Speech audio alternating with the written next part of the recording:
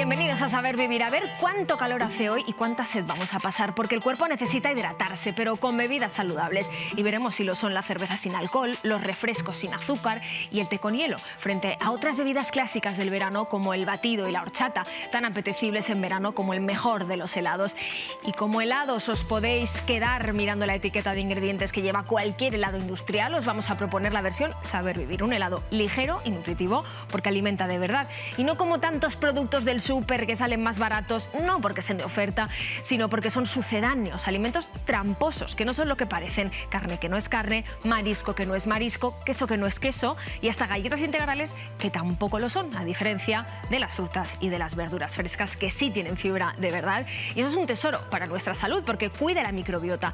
Y las personas con mejor microbiota son más felices porque tienen menos ansiedad, menos depresión e incluso menos insomnio, algo que sin duda vais a prevenir con una vida más sana, ejercicio físico y una correcta alimentación casera y mediterránea, como los platos de Sergio, estos que nos prepara este domingo, todo cocinado a la plancha, salmón, sepia y hasta aguacate a la plancha. Sí, sí, aguacate, muy rico y muy fácil.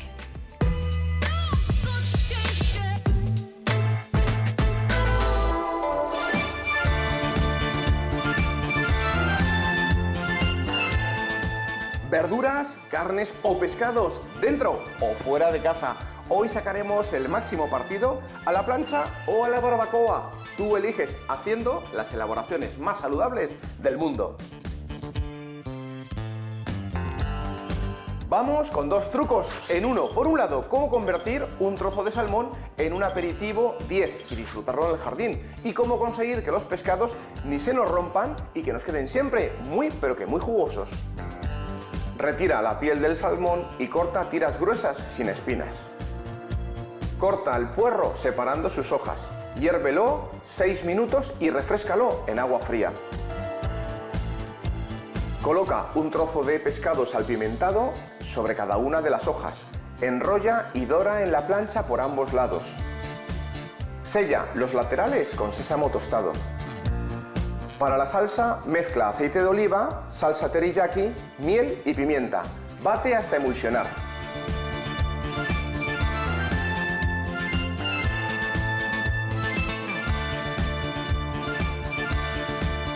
Espárragos, ajetes o zanahorias a la plancha. Pero ¿cómo te quedas si te digo que el protagonista de hoy será el aguacate? Cocinaremos aguacate a la plancha con una vinagreta de hortalizas. Corta en dados muy pequeñitos el pimiento, la cebolleta y la zanahoria. Bate aceite, vinagre, sal y pimienta hasta emulsionar. Agrega el picadillo de hortalizas a la vinagreta junto con pipas peladas y unos guisantes hervidos. Corta el aguacate a la mitad y retira su hueso central. Haz unas incisiones, salpimienta y dora en la plancha durante unos 3 o 4 minutos. Rellena el aguacate caliente y dorado con la vinagreta de hortalizas y sirve.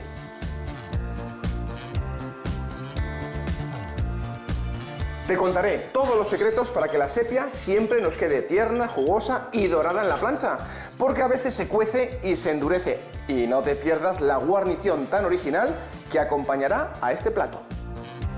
Saca la sepia media hora antes de su cocinado para que se atempere. Déjala reposar sobre papel de cocina y así eliminar el exceso de humedad. Alíñala con un triturado de aceite, ajo y perejil. Precalienta la plancha. Coloca la sepia en la plancha y no la muevas hasta que esté dorada por un lado.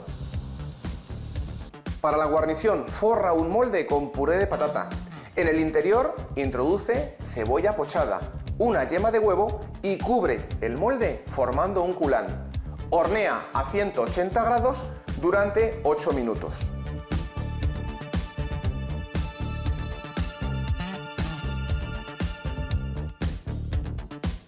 Platos para disfrutar de la terraza o del jardín. Aprovecha el buen tiempo, pero recuerda lo más importante: si saboreas la vida, te comerás el mundo.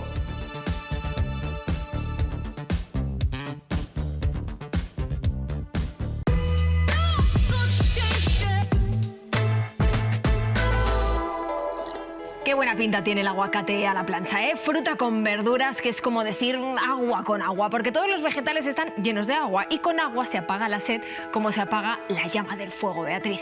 Se apaga el fuego, se apaga el calor, que es lo que buscamos cuando bebemos en verano, bajar la temperatura corporal, esa que sube tanto debido al sol, pero vamos a bajarla bien, vamos a bajarla hidratándonos con agua y no con alcohol, que conseguimos lo contrario, avivar la llama, y eso ni apaga el fuego ni apaga la sed. Entonces me queda claro que para todas las bebidas con alcohol le ponemos una luz roja en este semáforo de salud de saber vivir. Pero ¿y si compramos una cerveza sin alcohol, por ejemplo?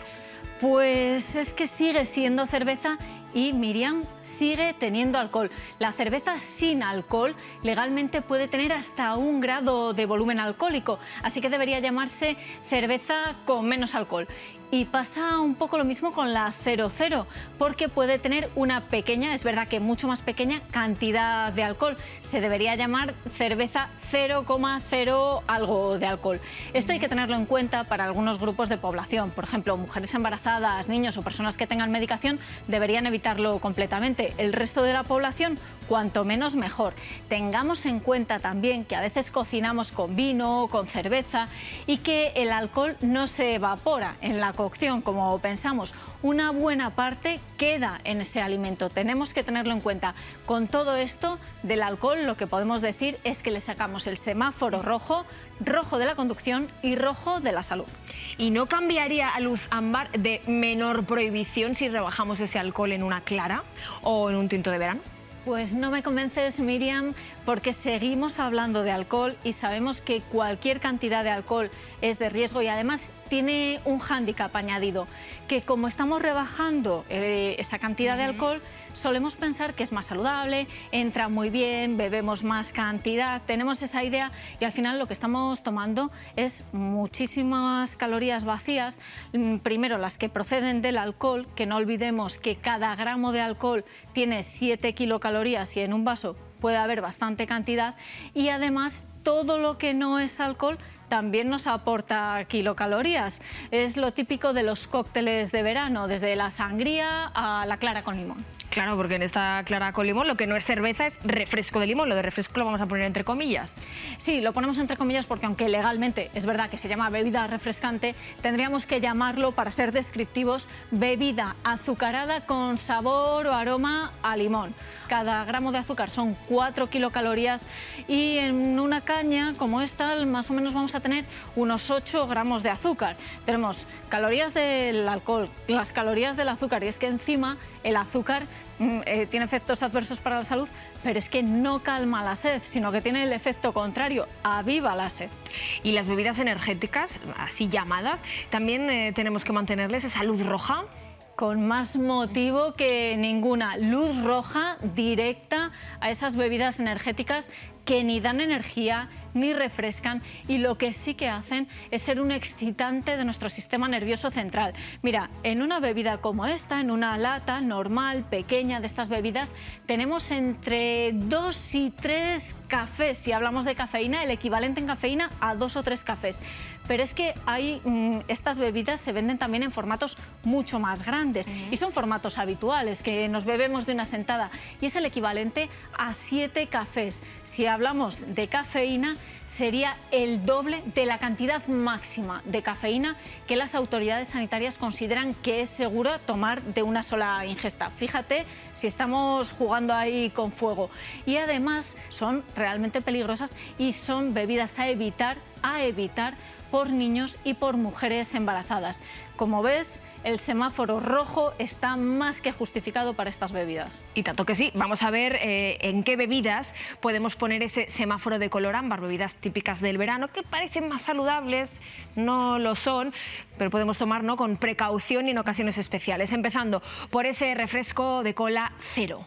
Bueno, pues todos los hemos probado alguna vez, y respecto a sus versiones clásicas, siguen estando dulces. No llevan azúcar, es verdad, lo que hacen es llevar edulcorantes. Edulcorantes que, como hemos hablado muchas veces, lo que hacen es alterar el umbral del sabor, maleducan a nuestro paladar, alteran también nuestro circuito de recompensa, hacen que segreguemos dopamina, nuestro cerebro se pone contento y segrega ese neurotransmisor del placer, la dopamina. Y además también parece que actúan a otros niveles de nuestro organismo y hacen que, por ejemplo, segreguemos insulina nuestro cuerpo lo reconoce como algo dulce y esa secreción de insulina puede hacer que haya picos de insulina que con el tiempo pueden favorecer una condición que se llama resistencia a la insulina, que puede hacer que tengamos luego mayor riesgo de diabetes, como si tomásemos azúcar, más o menos lo mismo. Otra bebida dulce que es vegetal, ¿no? Es la bebida de horchata, la horchata de chufa. Vegetal, porque la chufa es un tubérculo, como la patata, como el boniato, pero ojo, que es que sea vegetal no quiere decir intrínsecamente que sea saludable. Por ejemplo, el azúcar procede de la remolacha, que es un vegetal, sí. Y los zumos de frutas decimos que no se recomienda su consumo porque tienen muchos azúcares libres y proceden de las frutas. Y esos azúcares libres precisamente son el problema de esta horchata de chufa, que se hace a partir de la chufa procesada, se tritura, se macera y se le añade agua y azúcar en una concentración muy elevada. Un vasito como este puede tener 25 gramos de azúcar porque lleva más o menos un 10% de azúcar, la misma cantidad de azúcar que el refresco de cola azucarado, el de toda la vida. Fíjate, si estamos hablando de azúcar, precaución, un consumo ocasional, semáforo ámbar. ¿Y qué me dices de ese batido de chocolate que dice que es elaborado con cacao sostenible, con leche de granjas de proximidad y además sin gluten? Bueno, es que no puede llevar más reclamos porque son eso, son reclamos. Nos va a refrescar mucho más la leche normal y corriente, la leche entera, porque en estos productos que dice batido de cacao, lo que encontramos cuando vamos a la etiqueta es que tiene un 2% de cacao y 3 veces más de azúcares añadidos, 6 gramos de azúcares añadidos. Así que en lugar de llamarse batido al cacao, de vainilla o de fresa, tendría que llamarse batido azucarado con un poquito de cacao, un poquito de vainilla, un poquito de fresa. Mejor que esto vamos a tomar la leche porque al ser la base de estos batidos, es verdad que les libran un poco, no van a pasar al semáforo rojo. Tienen proteínas, tiene calcio, tiene vitaminas y minerales de la leche y los mantenemos en el semáforo ámbar para un consumo ocasional. Y aunque yo ya sé qué respuesta me vas a dar, ¿a qué bebidas de verano para refrescarnos en estos días de calor podemos poner la luz verde en este semáforo? Bueno, pues es que es muy evidente que la luz verde se la vamos a dar al agua. El agua, que por cierto es la base, claro, de todas estas bebidas, de las bebidas alcohólicas como la cerveza, de los batidos, de las bebidas refrescantes, de la horchata, de todas ellas. Pero el agua es la base de nuestra hidratación, es la que nos quita la sed, la que nos baja el calor corporal, agua que podemos beber del grifo perfectísimamente en nuestro país, por suerte, o agua que podemos tomar en forma de agua de sabores. Le ponemos unas rodajitas de limón y ya tenemos otro saborcillo. Rodajitas de limón, no el zumo de limón ni el refresco de limón. O infusiones frías, infusión de té, por ejemplo. Y hablo de la infusión de té, que la metemos en el frigo, no de los refrescos de té que vienen en una lata y que cada lata puede tener hasta 15 gramos de azúcar. Esos no, por mucho que no tengan burbujas, que parecen más saludables. Y hablamos también de otras infusiones frías, la del café. El café lo podemos tomar frío, un café con hielo, mejor descafeinado, porque si tomamos varios a lo largo del día, que además sabe muy rico y sienta muy bien, no tenemos que pasarnos con esa cantidad de cafeína. Y lo mismo aplicable al té, té desteinado, que la teína es la cafeína del té. Fíjate si tenemos bebidas para meter dentro de nuestro semáforo verde, bebidas. O podemos también comer agua, porque podemos comer frutas que tienen una grandísima cantidad de agua y podemos comer hortalizas como el tomate, que tiene un 94% de agua, tanta agua como el melón, y que por eso sabe tan bien y es tan saludable. Pues a comer agua, se ha dicho que nos va a refrescar y además muy saludablemente. Muchas gracias, Beatriz. Muchas gracias, Miriam. Agua a raudales nos aporta la fruta fresca y si os animáis a comer papaya, tomaréis agua con muchas vitaminas, muy pocas calorías y una enzima de la buena digestión, la papaína.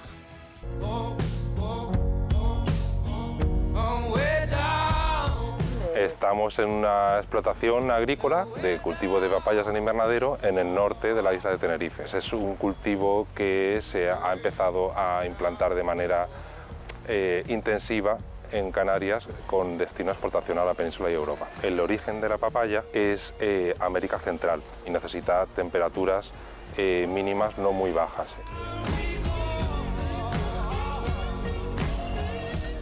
Cuando peguen a pintar ya por delante amarillito ya se pueden coger. Se coge la papaya se levanta un poquito porque tiene un taco debajo de la otra que se ha cogido y se gira poco a poco y ya se coge para que no se arañe.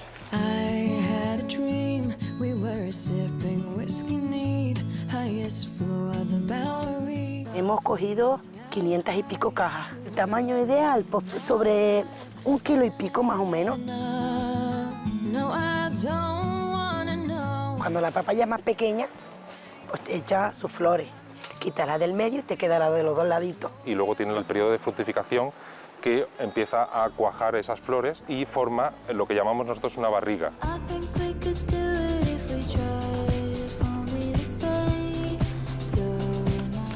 Este es el estado en el que deberían llegar a los puntos de venta para los clientes. Tienen esta forma pues aperada, ahumada más o menos. Si le hacemos un corte pues podemos ver todas las semillas que están por dentro, que se quitan se pueden retirar para luego comer.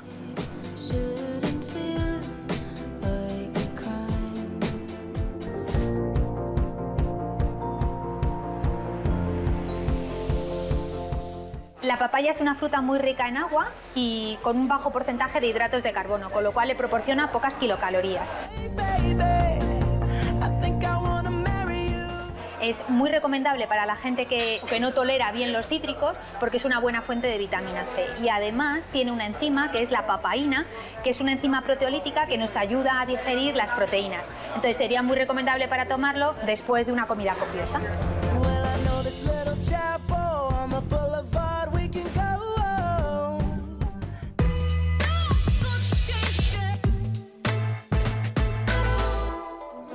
Buena fruta tienes cuando tienes buena huerta y buena microbiota vamos a tener aquí en el intestino si buenos alimentos tomamos. Lo vamos a notar en la salud física y sobre todo en la salud mental, más felices con un intestino feliz, como dice el libro escrito por la doctora María Dolores de la Puerta, especialista en salud digestiva y concretamente en lo que llaman la disbiosis intestinal, doctora, que padecen más personas de las que probablemente creen. Efectivamente, hablamos de disbiosis. Disbiosis significa desorden de microbiota.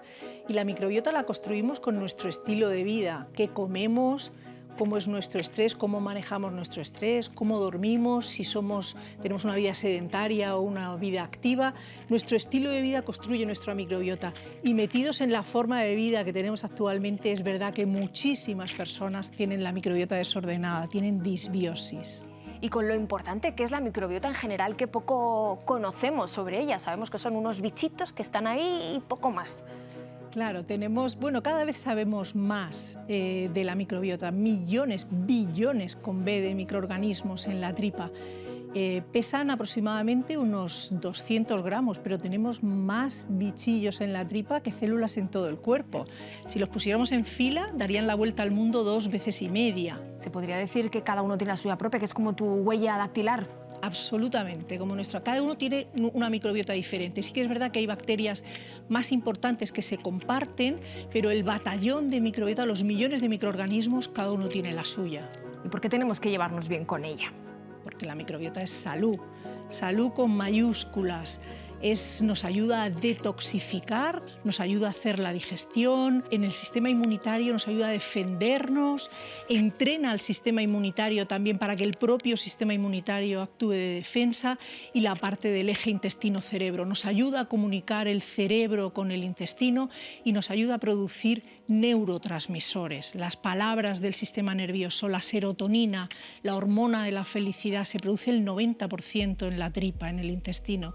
Con lo cual, microbiota, llevarnos bien con ella, naturalmente, es nuestra salud, depende de eso.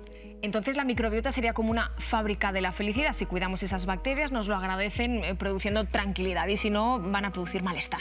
Claro, es que tenemos bacterias específicas asociadas a la producción de moléculas específicas que nos ayudan a sentirnos más felices. La serotonina que hemos dicho antes, Lactobacillus, Bifidobacterium, bacteroides, grandes productores de serotonina, enterococos, estreptococos, coli, grandes productores de GABA, el de la calma, el de la felicidad, el bacillus, acetilcolina, que es memoria, es actividad muscular. No podemos tener un buen rendimiento muscular si no tenemos una buena cantidad de acetilcolina, con lo cual, microbiota, fábrica de felicidad, naturalmente.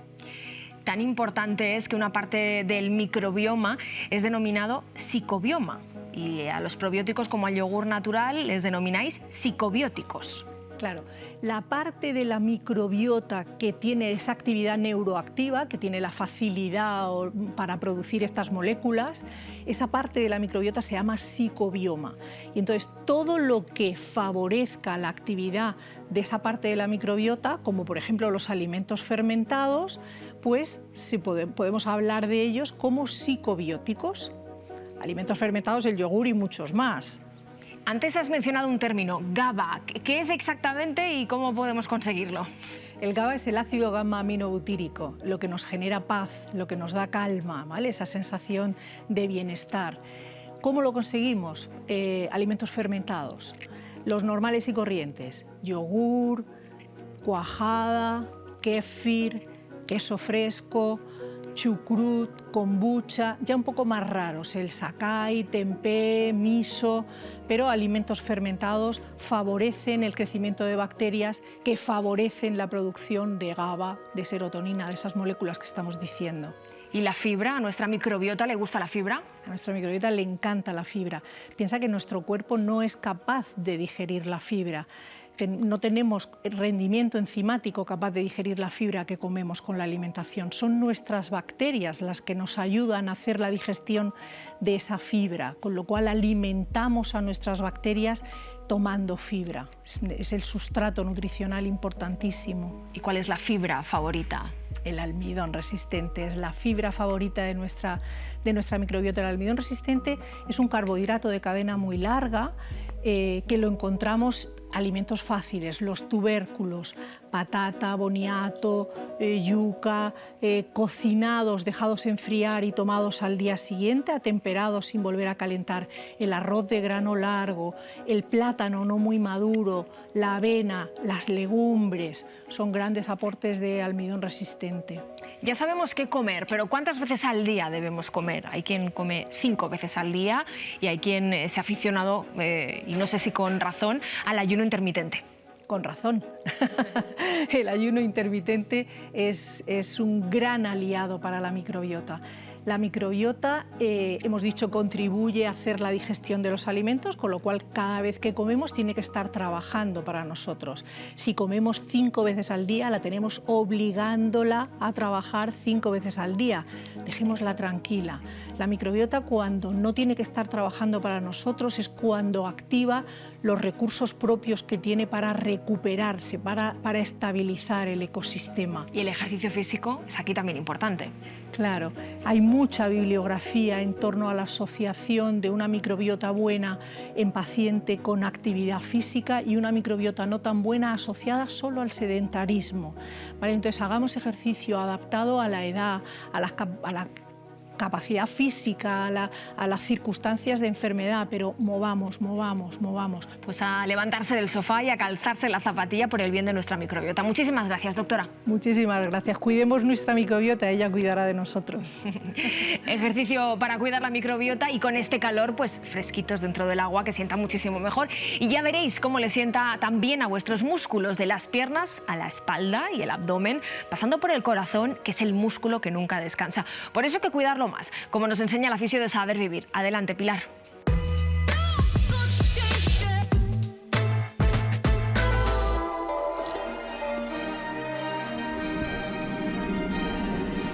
Sumergidos dentro del agua experimentamos un empuje vertical que hace que pesemos menos. Pues vamos a aprovechar esta circunstancia para hacer ejercicios que igual en tierra firme no podríamos hacer.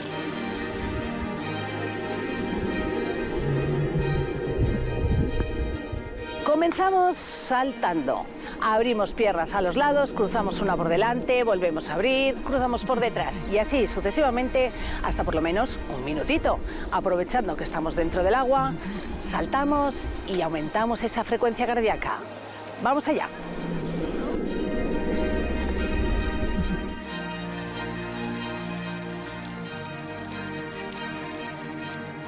Continuamos saltando, pero esta vez vamos a juntar las piernas y llevarlas hacia el pecho.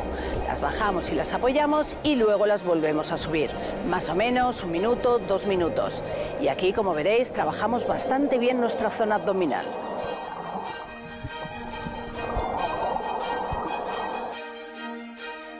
Y terminamos con un ejercicio muy completo en el que incluimos brazos, piernas, espalda, glúteos, abdominales.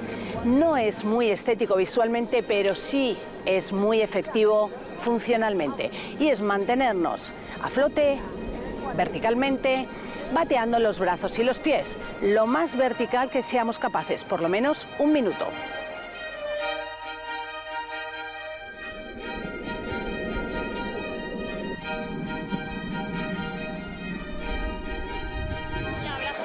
Ejercicios muy efectivos y muy recomendables para este tiempo de verano. Así que no os olvidéis de moverse y sentir, porque eso es vivir.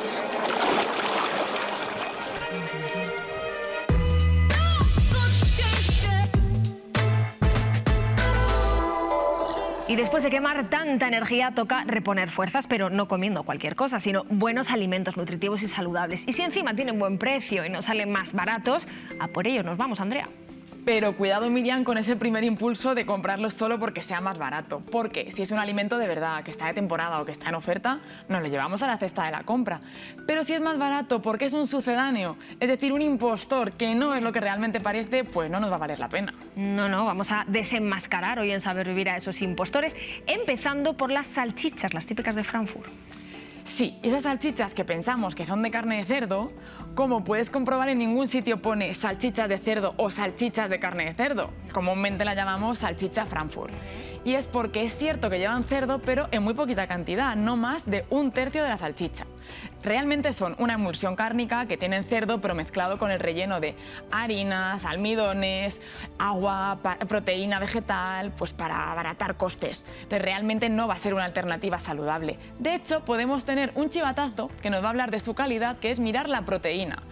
Un lomo de cerdo, de media tiene como un 25% de proteína, pero ves que estas salchichas es que tienen ni la mitad, en torno a solo un 12%. Ahora van a tener fácil el doble o el triple de grasa. De un lomo de cerdo que tenga un 4% es que nos vamos a un 12%. Y de sal lo mismo, el lomo de cerdo casi no tiene sal, de hecho es muy soso si no le echas algo. Pero estas salchichas tienen como un 2% de sal. ¿Qué significa? Que en tan solo una ración llego al máximo diario de sal recomendado. ¿Y pasa igual con los nuggets de pollo, que tienen poco pollo?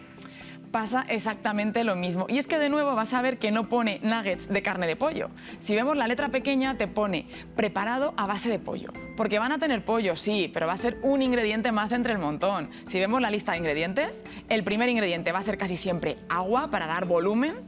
Y ya el segundo o el tercero será pollo. Y además no el pollo de mejor calidad, sino uno de los de la categoría comercial inferior, que es carne separada mecánicamente, esos restos que quedan, que tiene menos carne magra, menos proteína de calidad, pero más colágeno, más nervio, que no es la mejor opción.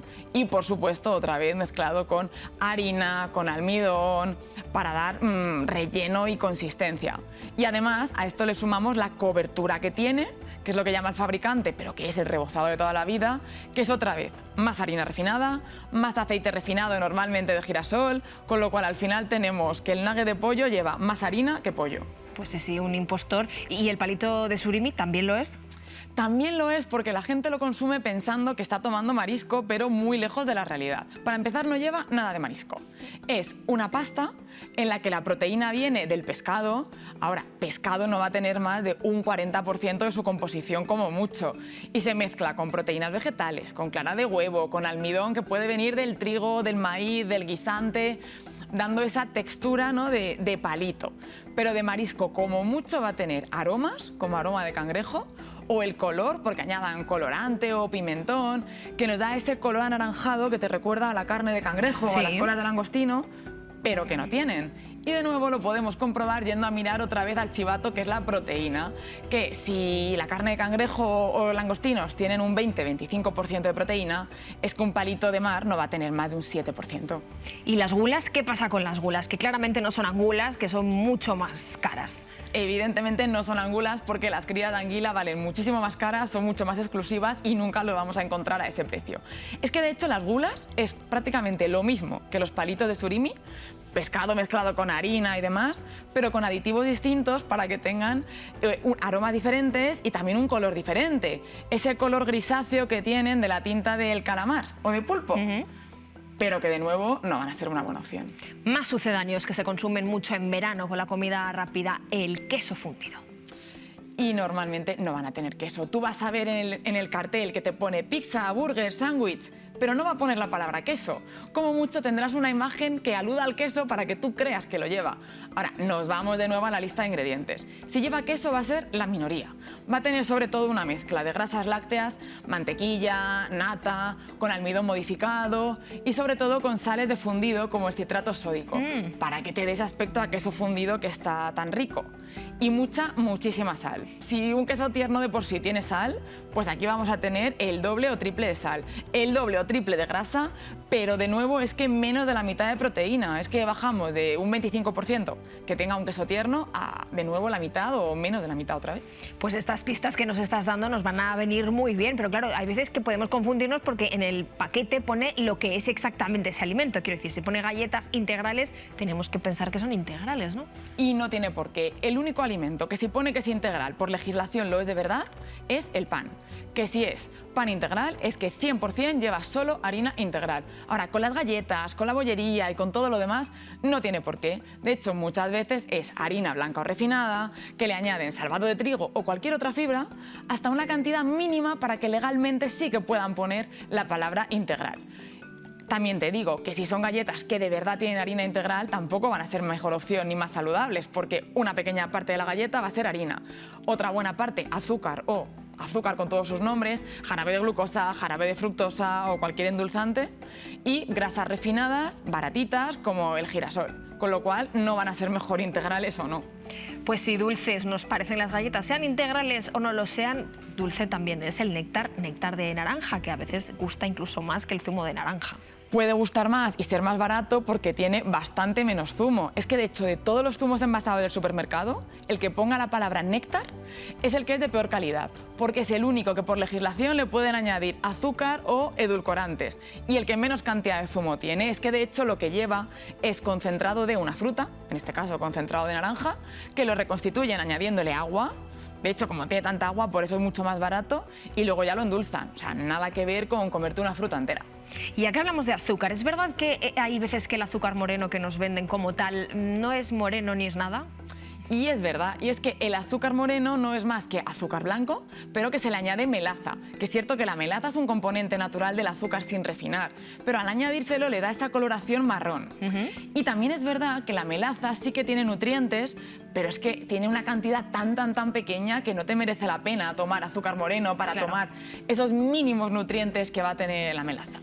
Y luego están los azúcares de caña integral, la panela, que son azúcar sin refinar, directamente extraído del jugo de la caña de azúcar, pero que de nuevo no son más saludables que el azúcar moreno, porque van a ser un 90 y tantos % largo solo azúcar, un poquito de melaza, con lo cual tampoco nos va a compensar. Si es que al final es comer alimentos de verdad y dejarnos de tantos sucedáneos que por muy baratos que sean no van a ser ninguno buenos para nuestra salud. No, y que vengan con la verdad por delante. Muchas gracias, Andrea. A ti, Miriam.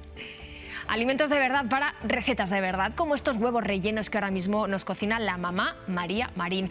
Huevos pintados de color rosa con la grasa del aguacate, el atún y el aceite de oliva virgen, la mejor grasa del mundo.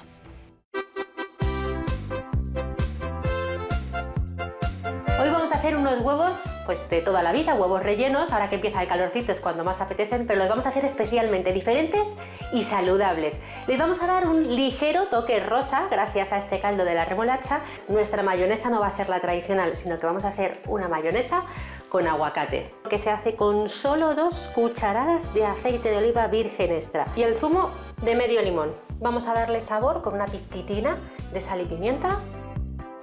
Los vamos a rellenar de atún y luego, para darle un sabor especial y rico, vamos a utilizar un poquito de mostaza antigua y salsa de tomate. Y una vez que nuestros huevos están pelados, los vamos a sumergir en este agua. Mientras nuestros huevos se tiñen de rosa, vamos a hacer nuestra peculiar mayonesa de aguacate. Mirad qué bonitos han quedado nuestros huevos con este toque rosa, que ya, pues como hacemos siempre de forma tradicional nuestros huevos rellenos, abrimos y sacamos la yema que la vamos a mezclar junto con el atún, la salsa de tomate, que tenga verdura, que esté hecho con aceite de oliva virgen o virgen extra, que tenga menos cantidad de azúcares. Y luego también os recomiendo el toque de la mostaza antigua. Además de que le va a dar un sabor muy rico, la mostaza antigua también tiene menos azúcares añadidos. He utilizado atún, pero cualquier otro pescado que tengáis cocinado en casa lo podéis utilizar porque los huevos rellenos son una receta genial de aprovechamiento. Luego será tan sencillo como rellenar nuestros huevos y darles el toque de la mayonesa.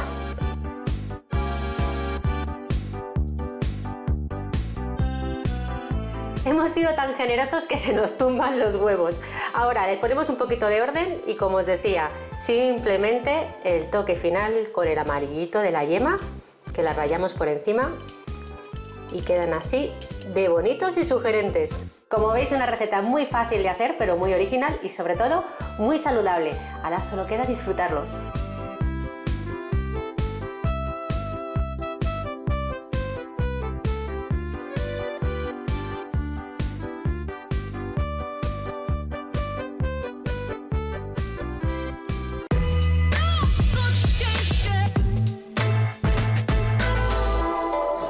¿Y qué podemos tomar en verano después de un plato tan refrescante y nutritivo como este? Pues fruta de postre, fruta de verdad. Y si se te decía un helado fresco y dulce que apetece muchísimo y más en estas fechas del año. No eres nada lista, Miri? Claro, si tú juntas fresco y juntas dulce, es la tentación de todos un señor helado. Claro. Que además, ahora en pleno verano, yo no me puedo resistir. Pero vamos, que ni yo, ni mis tatarabuelos, vamos, nuestros antepasados, que estoy segura que también les chiflaba el helado. Hombre, pero ese helado no sería como el de hoy en día. Hombre, ya te digo yo que no, Miri. De hecho, nos tenemos que remontar a la antigua Roma. Fíjate, allí tomaban una cosa que era el gelatus, pero no te creas tú que era un helado cremoso como el que tomamos ahora. No. Era más tipo sorbete. Se hacía a base de nieve pura de la montaña y se mezclaba con fruta y con miel. Y ya me estás poniendo cara como rara. Claro, no sé. Pues esa cara es la que debía poner el pueblo llano porque ellos no lo probaban, Era solo para la alta sociedad romana. ¿Y cuándo se les quitó esa cara al pueblo llano? Es decir, ¿cuándo pudieron probarlo? Pues hay que dar un gran salto en la historia. Miri, fíjate, viajamos al siglo XVII a París, pero no fue un parisino el que inventó el gelato. El gelato lo inventó un italiano, que era Francesco Procopio. El hombre montó allí una cafetería y puso de moda un postre, que era el gelato. Aquí teníamos ya una crema helada con base de leche, con fruta, con hielo y con azúcar. Gustaba tanto este postre de Francesco que el tío se afanó en no contar la receta absolutamente a nadie. Claro. ¿Qué pasó? Pues que al final la descubrieron, Miri. También era lógico. Viajó la receta por toda Europa y ¿sabes dónde viajó? Del viejo al nuevo mundo. Pues al nuevo mundo, como tú dices, en Estados Unidos sigue gustando mucho el helado, De hecho, pues tienen muchísimas variedades y toman kilos y kilos.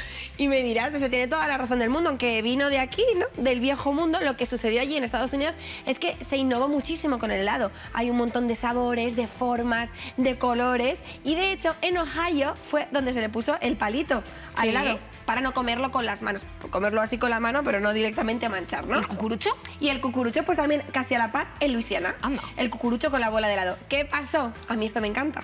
Que igual que el helado vino del viejo al nuevo mundo, del nuevo mundo llegaron estas dos variedades de helado al viejo. Anda. Fíjate, pues ahora hoy en día la oferta más amplia y más sugerente no puede ser, tanto si es helado industrial como si es más casero, más artesanal. Te diré, Miri, que casi todos, yo lo siento en el alma, pero tanto si es más casero, artesanal, tanto industrial, si lees el etiquetado de todos esos helados, como los que tienes aquí, Miri, ¿sabes cómo te vas a quedar? ¿Cómo? Helada. Uy, ¿por qué? Como los helados. Pues porque tienen de todo. Mucha gente se preocupa más por la leche, ¿no? O por la nata de la leche de los helados. Claro. Que no, que el problema no es ese. ¿No? Son todas las compañías que tienen. Oye, pues vamos a verlo. Venga, sabor vainilla, por ejemplo. Pues eso, sabor vainilla, ¿qué lleva? Aparte de leche, nata... Debería llamarse sabor azúcar, porque tiene un 23% de azúcar, una barbaridad. Y bien que pongan sabor vainilla, porque de vainilla no es. No tiene vainilla de Madagascar, lo que tiene son saborizantes a cascoporro. Y no solo eso, además de la nata de la leche, tienen también grasa de coco. Jo, y estos mini bombones almendrados, ¿0% azúcares añadidos? Qué sanos, ¿verdad? Claro, 0% azúcares, pero ¿sabes por qué? Porque tienen un 14% de polialcoholes. Esos polialcoholes que no son tan saludables porque generan distensión abdominal, malestar, fermentan. Y no solo eso, Mini, que tienen leche desnatada, sí, que parecen mucho más sanos, pero que llevan grasa de palma y grasa de coco. Bueno, pues algo mejor estará el sorbete de mango, supongo. Bueno, sorbete de mango, que también debería poner un poco sabor mango, ¿eh? Porque solo tenemos, bueno, solo menos de un 35% de mango y tiene casi la misma cantidad de mango que de azúcar. Alucina. Y tiene un color súper naranja, que dices, bueno, es que tiene que tener un montón de mango. Que no, que es que encima lleva colorantes como los carotenos para darle ese color. Pues yo ahí veo al menos pedacitos de fresa en ese otro helado. Fíjate, has tenido suerte. El 5% de fresas que tiene el helado ha debido de salir ahí, porque solo tiene un 5% de fresa, Miri, y fíjate, mogollón de azúcar también, casi un 24%. Si es que lo mejor es que hagamos los helados nosotros, caseros, con la fruta que queremos comer. Menos mal que estás tú aquí para hacernos esos helados en casa. Sí, porque es verdad que luego nos tomamos, ¿verdad?, el mango de verdad o la fresa de verdad y no te sabe a nada. Te tomas la fresa, es verdad, y es que no te sabe a nada, claro.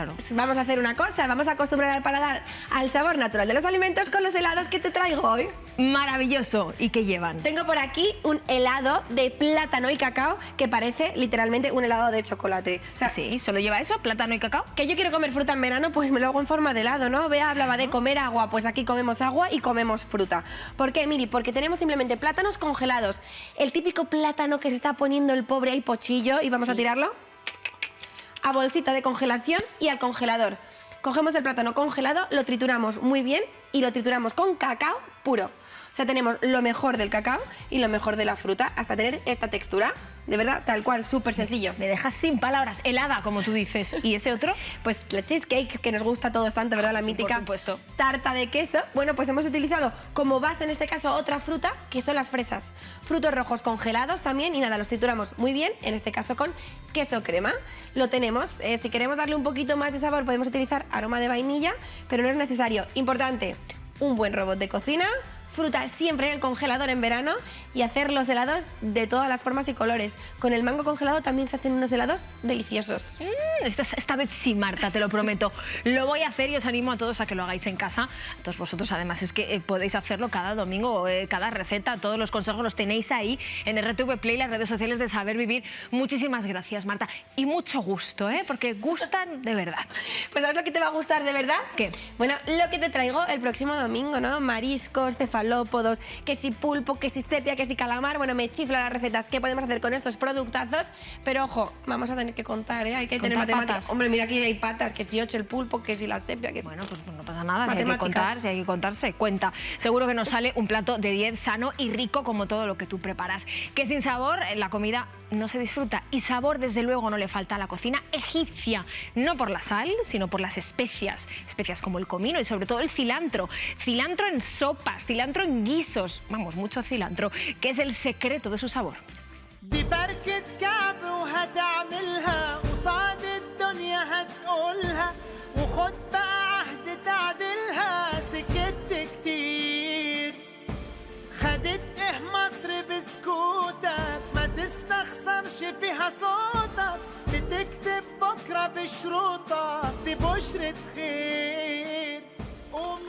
Aquí tenemos algún plato de lo más popular en Egipto. Primero empezamos con la sopa, que es la sopa de molokhie, que es una planta. Se hace con caldo de pollo, las hojas de molokhie que está muy triturado y luego se cuece. Refreímos un poquito el ajo con un poco de cilantro seco. Le dejamos a fuego lento unos minutos que se vaya cogiendo el sabor. Se come sobre todo con limón. La molokhie necesita mucho limón. Y tenemos también lo que es la tamie, que es como albóndigas vegetales. Está hecho de habas secos, luego triturado con cebolla verde, ajo, cilantro también, comino y todo hecho como una masa y ya se queda crujiente y hecho por dentro. Y se acompaña con una salsa de tahina, salsa de sésamo. No se come sin salsa eso porque le da un sabor muy, muy especial. Y al plato principal lo tenemos el kusari, hecho con los garbanzos, arroz con lentejas y algo de fideos, algo de cebolla, lo que es caramelizada y la salsa. Es tomate, pimientos y cilantro y ajo, con un poco de picante, porque ese plato se come sobre todo un poco picantito. Se vende mucho en la calle, vamos, que es una comida callejera más bien. Después de la comida solemos tomar un té acompañado con unos dulces árabes, baklava. En Egipto, por ejemplo, tomamos té rojo y casi té rojo tirando a negro porque es muy fuerte, sí. Aunque haga calor, tomar el té caliente se refresca el cuerpo por dentro.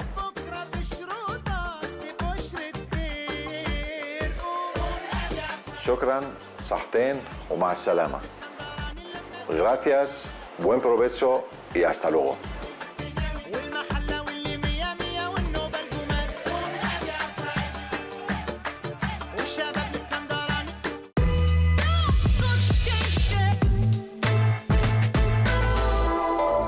Comiendo estos platos de legumbre y verdura, qué fácil es cuidar la salud y qué fácil enfermar cuando comes mal. Lo decimos por esta noticia tan alarmante, doctor Gonzalo Guerra, y es que cada vez hay más cáncer de colon en personas menores de 50 años. Nada menos que un 50% desde los años 90, y dicen que la clave está en la dieta, en lo que comemos. Pues así es, Miriam, eso te lo confirmo porque nosotros en la consulta no hacemos más que ver aumentar la frecuencia de ese cáncer de colon. Y si bien es normal que en personas mayores que ya tienen mecanismos de reparación celular un poquito alterados pueda aumentar esa frecuencia, lo de empezar a verlo en menores de 50, de 40 e incluso de 30 años y con esta incidencia evidentemente indica que algo no va bien. ¿Y es por lo que esas personas toman o por lo que no toman? Pues es un poco por las dos cosas. Empezaremos diciendo que por las cosas que comemos demasiado, quizá, ¿no? Hemos aumentado mucho el consumo de carne roja procesada, embutidos, los azúcares refinados, las harinas, que también están en la bollería, en la pasta, en el pan. Todo eso hace que nuestro aparato digestivo o nuestras células de la mucosa se vean un poquito afectadas. Si añadimos, por ejemplo, el alcohol, que es un tóxico que está relacionado con casi todos los cánceres, y esas carnes rojas con exceso de sal, tenemos ahí un cóctel de cosas que deberíamos restringir mucho el consumo. Claro, hablas del exceso de sal, pero por ejemplo la bollería más bien lo que tiene es azúcar, y las harinas refinadas, ¿qué tienen de malo si no tienen grasa? Son dos productos que tienen un efecto igual en el organismo, y es que producen aumento de los niveles de azúcar más rápidos, porque son hidratos de carbono que se van a convertir en azúcar. Cuando tenemos una elevación rápida del nivel de azúcar en sangre, vamos a producir un pico de insulina. La insulina, sabes que es esa hormona que nos ayuda a gestionar el azúcar en la sangre. Esos picos de insulina, esos niveles de insulina altos, sí sabemos que aumentan o facilitan esas mutaciones celulares y ese incremento, por tanto, del riesgo de cáncer. ¿Y los fritos qué tienen que ver con el cáncer de colon? ¿Qué de malo tiene tomarse unas croquetas o unas patatas fritas? Bueno, tomarse unas croquetas o unas patatas en principio de vez en cuando no tendría nada de malo. El problema es que cuando sometemos los productos a altas temperaturas, cuando los freímos, se produce una sustancia que es la acrilamida. Cuando vemos que las cosas se churruscan, se queman, se quedan negras, es porque tiene mucha acrilamida. Y eso sí sabemos que es un factor o un producto cancerígeno. Por lo tanto, cuando vayamos a consumir fritos hay que tener en cuenta tres cosas. La primera es que hay que restringirlos. Comerlos sí, pero de vez en cuando. La segunda es no los friamos demasiado, no los quememos. Y la tercera y más importante, no reutilicemos el aceite, porque si ya lleva algo de acrilamida anterior y lo volvemos a utilizar, vamos a aumentar esos niveles. Todo esto respecto a lo que debemos evitar en la comida. También hemos hablado de las bebidas. Dices que hay que evitar los refrescos azucarados y el alcohol, sea cual sea. Sí, porque el problema no es que la bebida sea fermentada, destilada, el problema es el propio etanol, el alcohol, que está presente en todas las bebidas alcohólicas, ya sea cerveza, vino o destilados. Fíjate una curiosidad, el alcohol forma parte de los factores de riesgo de prácticamente todos los tumores del organismo, y en el aparato digestivo no es excepción. Se asocia a los tumores de colon, sin duda, pero también a los de esófago, de estómago, de páncreas y no digamos los de hígado, que además es un tóxico directo. Por lo tanto, consumir alcohol de manera responsable de vez en cuando y de forma moderada no tendrá impacto, pero si nos acostumbramos a hacerlo a diario y en cantidades excesivas, claramente estamos incrementando ese riesgo. Vamos a prestar ahora mucha atención a lo que sí debemos tomar para bajar el riesgo de cáncer. Pues es justo lo opuesto que hemos dicho antes, es la fibra, las verduras, las legumbres, la fruta, los cereales integrales, los frutos secos. Todo esto tiene fibra, tanto fibra soluble como fibra insoluble, que va a ayudar a que nuestro tubo digestivo trabaje mejor, que el intestino funcione más deprisa, que las paredes intestinales hagan progresar ese bolo fecal de una manera más eficiente y por lo tanto las vamos a proteger del estreñimiento, que es también uno de los factores que podemos asociar al cáncer de colon. Además, todas estas cosas que tenemos aquí es lo que cuida nuestra famosa microbiota, de la que habéis hablado antes. Y ojo, porque parece que una microbiota bien saludable podría reducir el riesgo de ese temido cáncer de colon. Eso es muy importante. ¿Y qué relación hay entre el estreñimiento y el cáncer de colon? No sé si es porque estamos acumulando en el organismo un desecho, que es la caca, que deberíamos estar expulsando y no lo hacemos. En parte es así. La caca al final, como tú bien dices, es un desecho. Son productos que el organismo no quiere, no ha utilizado y por tanto los va a expulsar. Y claro que dentro de esos desechos pues hay alguna que otra toxina. Si tenemos estreñimiento y esos productos están demasiado tiempo dentro de nuestro colon, nos cuesta expulsarlo y por lo tanto la mucosa del intestino también va a estar en contacto con ello mucho tiempo, puede incrementar el riesgo de que aparezcan esas irritaciones, esas alteraciones y por fin unas mutaciones en las células de la mucosa que pueden acabar degenerando en cáncer, claro que sí. Pues vamos a tomar buena nota de todo para disminuir ese riesgo de padecer cáncer de colon y también ya de paso evitar el estreñimiento. Claro, y para eso ya sabes que aparte de la fibra de la que ya hemos hablado, hay que hidratarse bien y sobre todo, y muy importante, hacer ejercicio físico, porque cuanto más ejercicio físico hagamos, mejor se va a mover nuestro tubo digestivo, nuestro intestino y menos riesgo de estreñimiento y por tanto de cáncer vamos a tener. Así es, y todas esas recomendaciones están científicamente avaladas por las autoridades sanitarias y si queréis ampliar información basta con visitar el portal de la Asociación Española contra el Cáncer en la dirección de internet que ahora mismo vais a ver en pantalla. Un sitio lleno de consejos para ayudar a prevenir este cáncer digestivo y cualquier otro que os pueda interesar y todo supervisado siempre por expertos y con total evidencia científica. Animaos a consultarla y a cumplir con las recomendaciones de vida saludable, comiendo mejor, evitando los tóxicos y desde luego haciendo ejercicio en casa y al aire libre en escenarios naturales tan maravillosos como la Serranía de Cuenca. Es el turismo más saludable para mover las piernas, llenarse de aire puro y despejar la mente, que buena falta nos hace. ¿Te apuntas, Gonzalo? Hombre, vamos. Claro que me apunto, vámonos. Pues venga, apuntad vosotros también en casa, que salimos de viaje. Feliz semana y cuidaos mucho.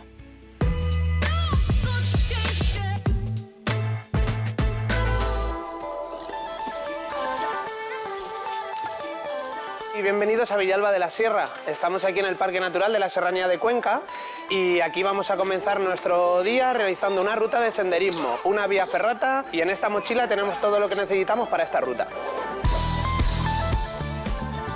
Podríamos decir que aquí comienza la ruta del sendero botánico. De hecho, aquí al lado tenemos la noria. Esta noria está hecha para poder subir el agua a un nivel superior y poder alimentar de agua las huertas que tenemos encima. La práctica del senderismo, además de ser un hábito súper saludable, hace que conozcamos el entorno y el medio. En esta ruta botánica, por ejemplo, pues nos encontramos esta planta arbustiva que tenemos aquí, que se llama boj, que cuando coge un calibre grande, su madera se utiliza para las cucharas de cocina, por ejemplo.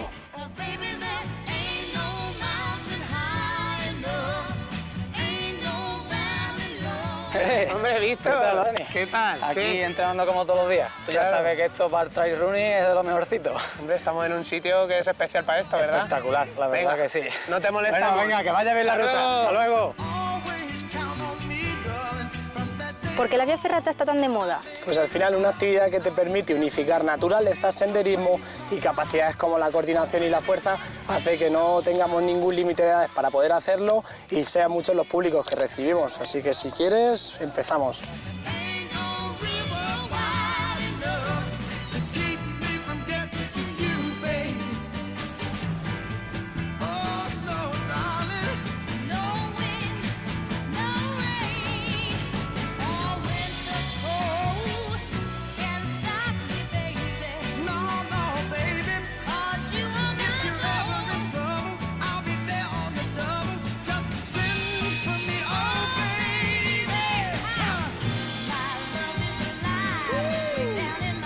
Hola Juan, menudas vistas. Sí. ¿Dónde estamos? Mira, estamos en el Ventano del Diablo, uno de los lugares más turísticos de la Serranía de Cuenca, situado aquí en Villalba de la Sierra, mi pueblo, que es la capital del turismo activo, del turismo de aventura y del turismo ecológico y sostenible de toda la Serranía de Cuenca.